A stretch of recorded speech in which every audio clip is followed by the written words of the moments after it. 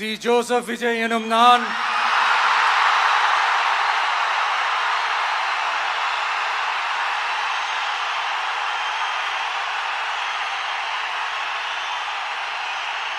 சட்டப்படி அமைக்கப்பெற்ற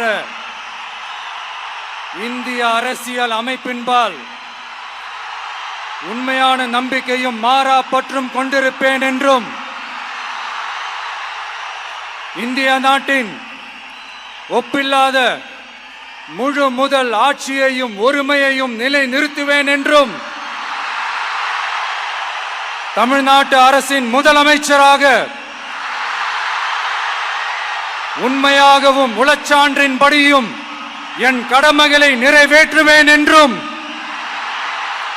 அரசியல் அமைப்பிற்கும் சட்டத்திற்கும் இணங்க அச்சமும் ஒருதலை சார்பும் இன்றி விருப்பு வெறுப்பை விலக்கி பலதரப்பட்ட மக்கள் அனைவருக்கும் நேர்மையானதை செய்வேன் என்றும் ஆண்டவன் மீது ஆணையிட்டு உறுதிமொழிகிறேன்.